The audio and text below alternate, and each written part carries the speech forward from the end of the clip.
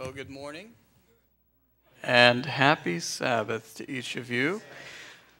Glad to see each of you here. See some familiar faces and some old faces too.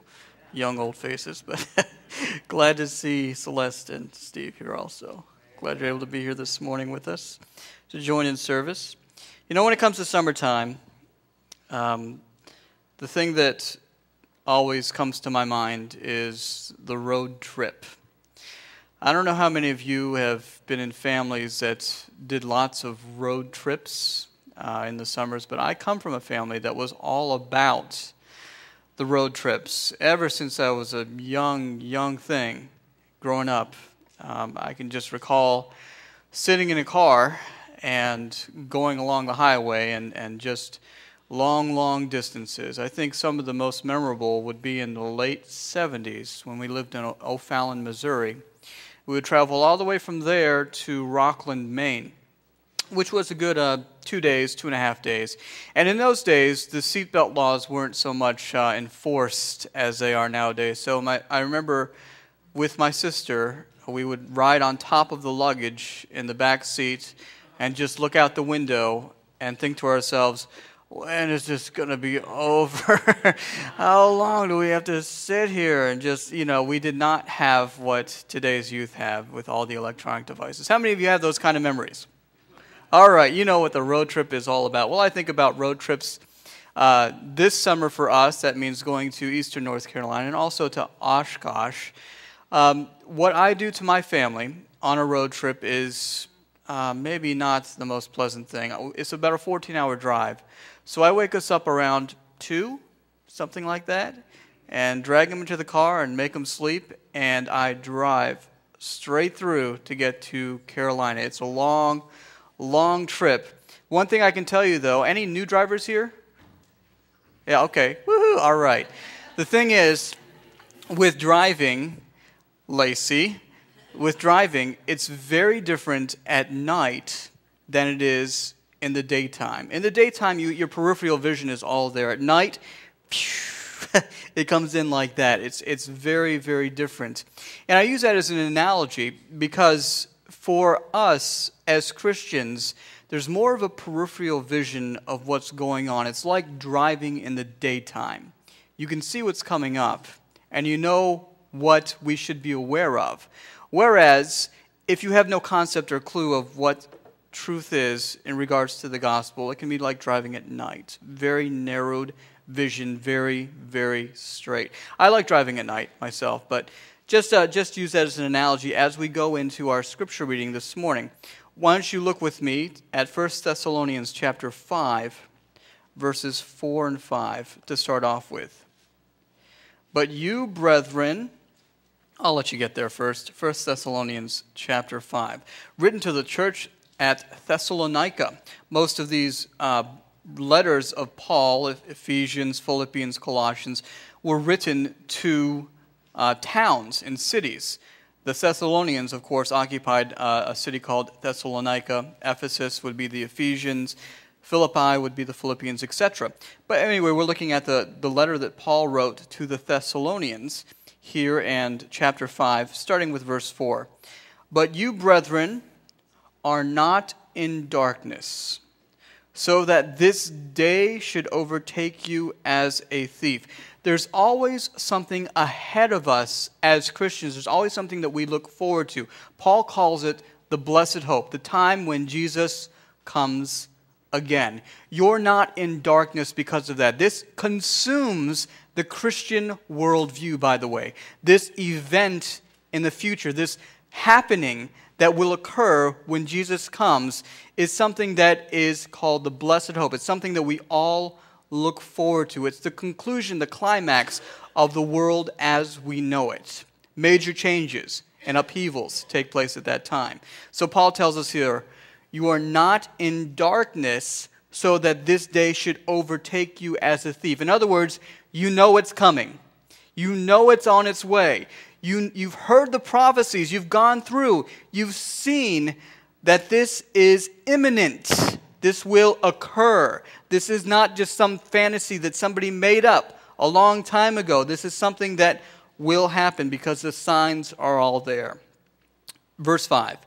You are all sons, and I'll amend that a little bit to include daughters, okay?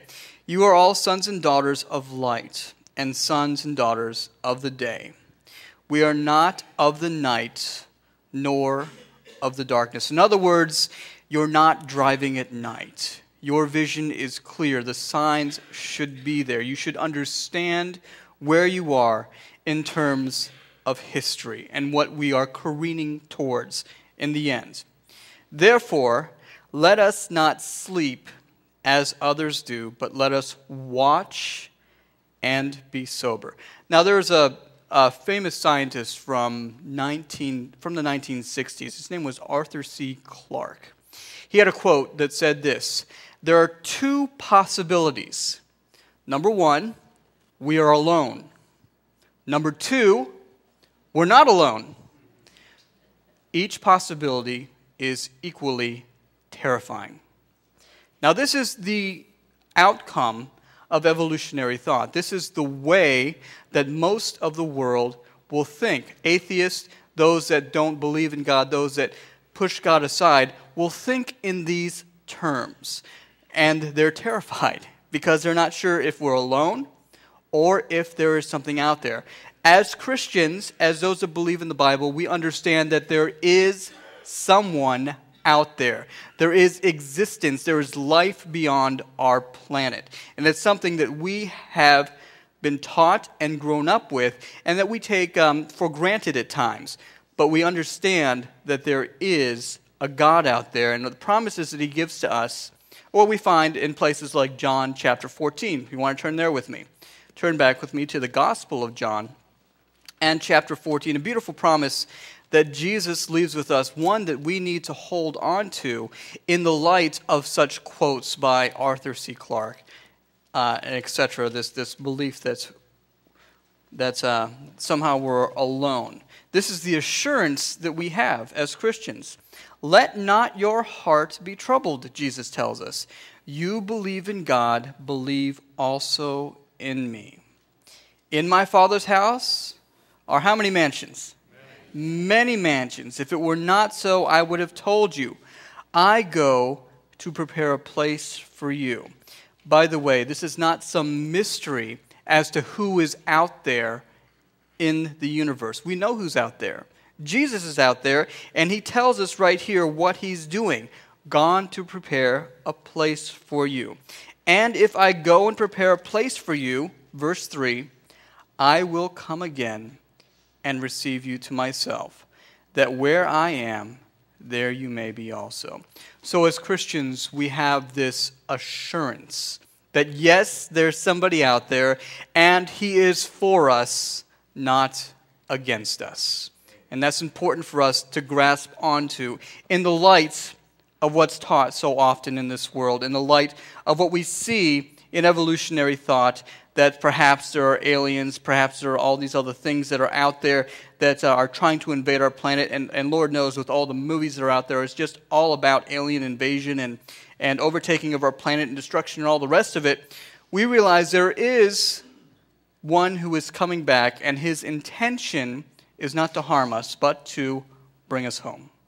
That's what we see there. Therefore, back to verse 6 of 1 Thessalonians chapter 5, let us not sleep as others do, but let us watch and be sober. Now, it's easy to get caught up with the fun in life, and I'm one of those types. I'm a kind of personality type that looks at life through the fun scope. You know what the fun scope is? Is it fun? Well, I guess I'll go ahead and do it.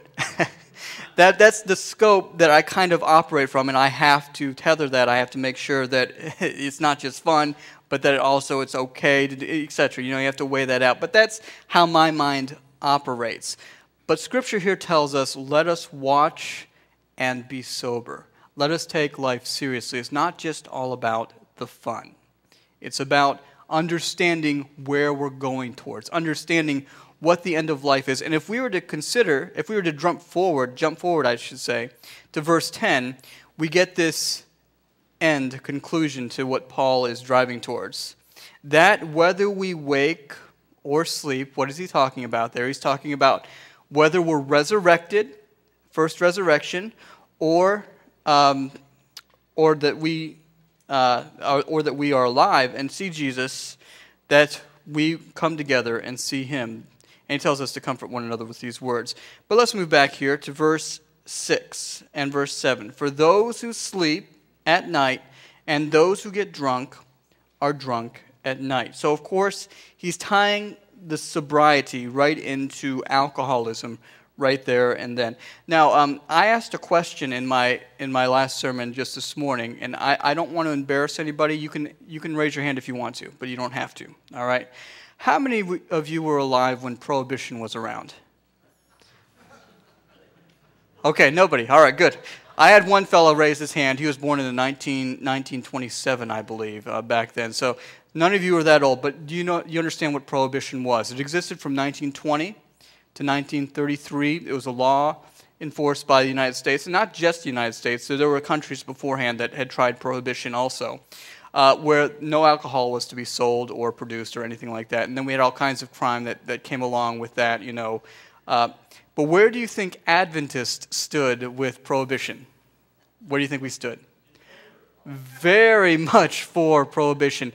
Early on, we were founded as a church in the 1860s. Early on, we taught temperance. We taught all about the dangers and what alcoholism did to people's lives. I mean, we've seen it again and again and again, and we see it in our society. Alcohol destroys families, is the bottom line. It really does. It destroys families, and it causes all kinds of issues. Adventism was so pro-prohibition that Ellen White at one point said, listen, if you have to go down to City Hall and vote on Sabbath for prohibition, do it.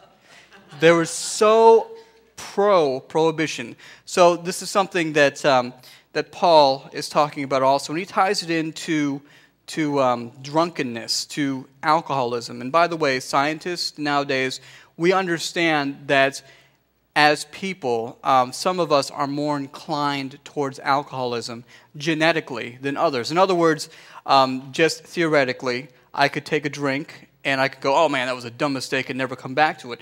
But for some, they take that drink and they're hooked and just can't seem to stop.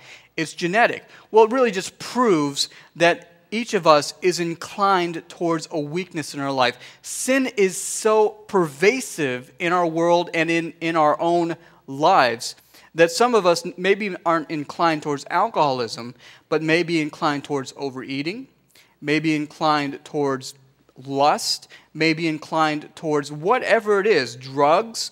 There is something that always drives us towards that, and the Bible calls it iniquity. It's a bent towards sin.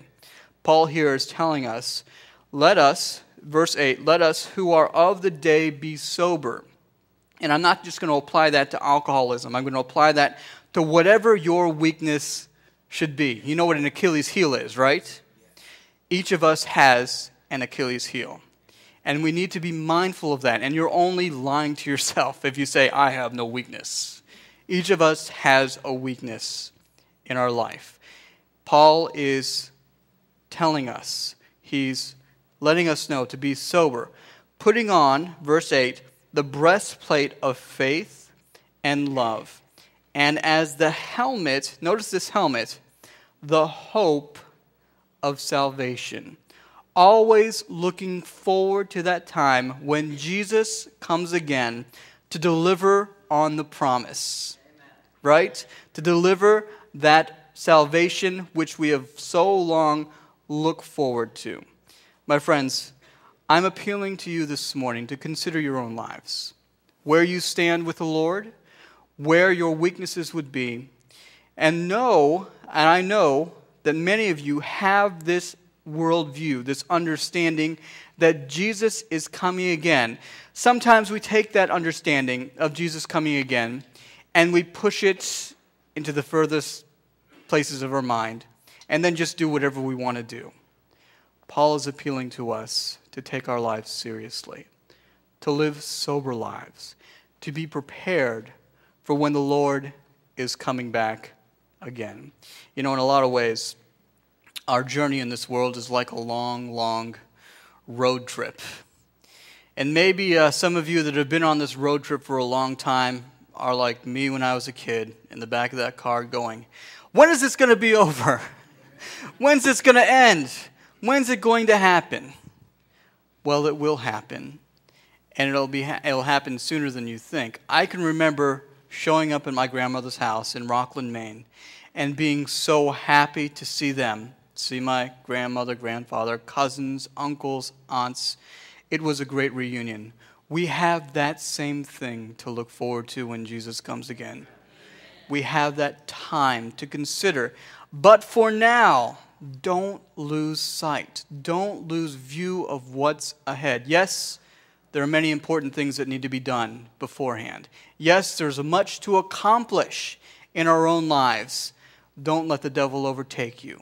Keep that helmet of salvation, of looking forward to that day of Jesus coming ahead of you. Keep it before your eyes. Know that he will arrive, and the road trip will be over sooner than you think. My friends, let's go ahead and sing our final hymn, which is 462, Blessed Assurance, 462.